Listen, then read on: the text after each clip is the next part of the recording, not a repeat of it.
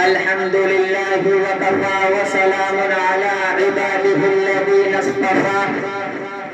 أما بعد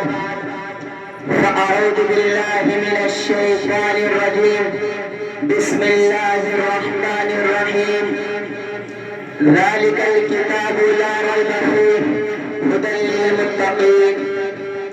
وقال النبي صلى الله عليه وسلم خيركم من تعلم القرآن وعلمه أو كما قال عليه الصلاة والسلام الہی رونق اسلام کے سامان پیدا کر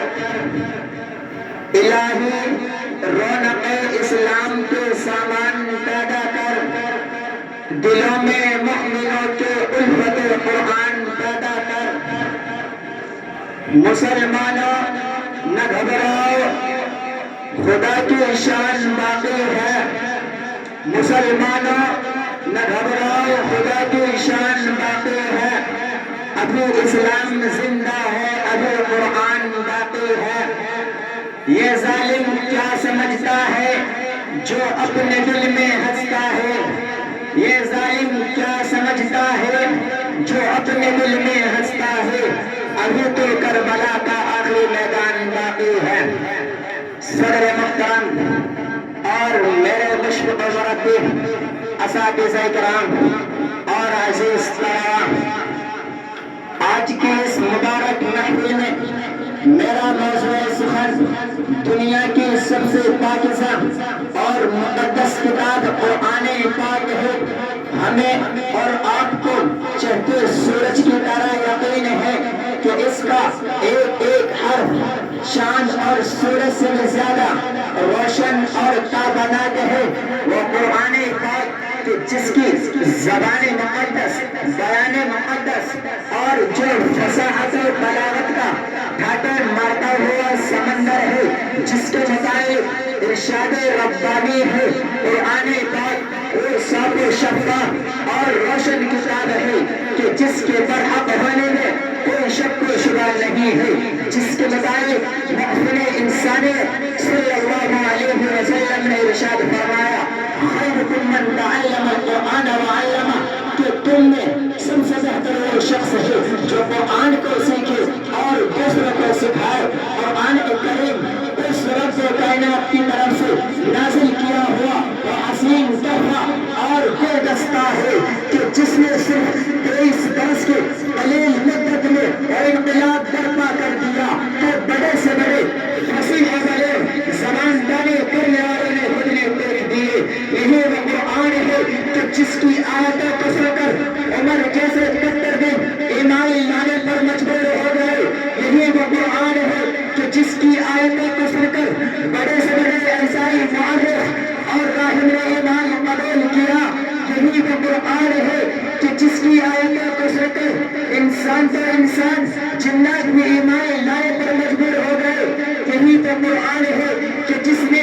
زمان و مکان میں زندگی بخشی یہی وہ قرآن ہے کہ جس نے مردہ قوم کو زندگی بخشی یہی وہ قرآن ہے کہ جس نے عدل انصاف کا ادب سکھایا یہی وہ قرآن ہے کہ جس نے کیسر و کسرا کا اور خواب میں ملایا یہی وہ قرآن ہے کہ جس نے بادل کے لہروں میں جھنڈے کو نیچے گرایا یہی وہ قرآن ہے کہ جس نے جنت و جہنم کا درس سکھایا یہی وہ قرآن ہے کہ جس نے والدین کے حقوق بتلائے یہی وہ قرآن ہے کہ جس نے پڑوسی کے حقوق بتلائے یہ زمین و آسمان بحر در قرآن میں ہے یہ زمین و آسمان بحر در قرآن میں ہے مختصر یوں کہ خشک در قرآن میں ہے قرآن تا قیام قیامت رہنما ہے ہمارا قرآن تا قیام قیامت رہنما ہے ہمارا تمام کمالوں کی انتہا قرآن ہے ہمارا حاضرین انجمن آج کے اس پرخطر دور میں حفظ کلام پاک کو فضول اور بیکار سمجھا جا رہا ہے اور کہا جا رہا ہے کہ اس کا رٹنا اور بے سمجھ پڑھنا بے سود ہے افسوس صد افسوس اس صاف شفاف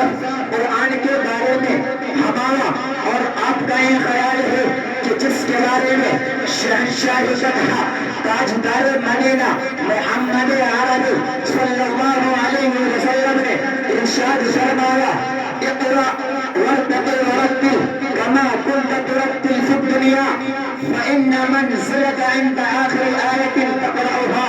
کل قیامت کے دن حافظ قرآن سے کہا جائے گا کہ قرآن پڑھتا جا اور جنت کے درجے پر چڑھتا جا، بس تیرا مقام اور تیرا ٹھکانہ وہی ہے جہاں تو آخری آیت پر پہنچے۔ افسوس صد افسوس جس قوم کے پاس اپنے نبی کا اتنا بڑا سرمایہ ہو، اپنے نبی کی اتنی بڑی دولت ہو، اپنے نبی کی اتنی بڑی میراث ہو، اور وہ قوم اس سے محروم ہو۔ اس سے زیادہ دنیا میں کوئی کنگال نہیں ہے، اس سے زیادہ دنیا میں کوئی بے وقوف نہیں ہے، اور جن لوگوں کے دلوں میں قرآن ہے ان کی عزت ہمارے دلوں میں نہیں ہے، جن لوگوں کے دلوں میں قرآن ہے ان کا ادب و احترام ہمارے دلوں میں نہیں ہے، اور ان کے لوگ دین کے کام میں محنت کرنا پسند نہیں کرتے، لیکن جب مسلم بچے کالج اور اسکول جاتے ہیں ان کا صبح ہی سے اہتمام کیا جاتا ہے اور ان کو صاف ستھرا لباس پہنا کر اسکول اور کالج بھیجا جاتا ہے۔ میرے دوستو، جب وہی بچے مدرسہ اور دفتر میں آتے ہیں نہ ان کا چہرہ جلا ہوا ہوتا ہے نہ ان کا لباس صحیح ہوتا ہے اور رنگ کا نشان ان کے گالے پر لگا رہتا ہے۔ کتنے افسوس کی بات ہے، وہ قوم جو قرآن جیسی کتاب کو پڑھتی اور پڑھاتی ہو، اس پر عمل کرتی ہو، اسی کے مطابق اپنی زندگی گزارتی ہو، لیکن ان کے بچے جب قرآن کو سیکھنے کے لیے جائے تو اتنی سستی کے جیسا جائے، نہ ان کا چہرہ دھلا ہوا ہو نہ ان کا لباس صحیح ہو۔ میرے دوستو، تعلیم ہو، چاہے مدرسے کی تعلیم ہو یا اسکول کی تعلیم ہو، جہاں بھی بچے کو بھیجا جائے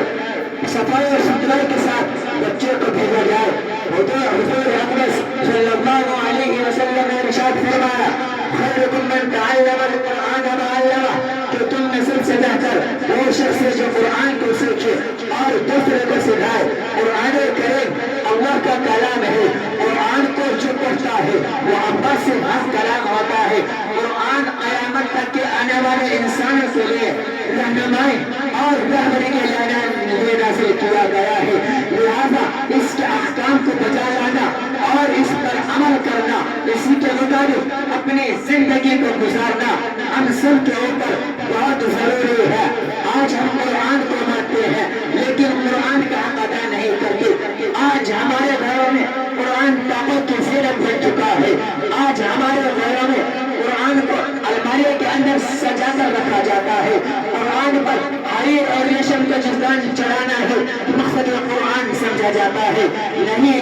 میرے دوستو، یہ قرآن کا مقصد نہیں ہے، قرآن طاقوں میں سجانے کے لیے نہیں ہے، قرآن الماریوں میں سجانے کے لیے نہیں ہے، قرآن صرف جہیز میں دینے کے لیے نہیں ہے، بلکہ قرآن اللہ تعالیٰ سے اپنے تعلق کو بہترین قائم کرنے کا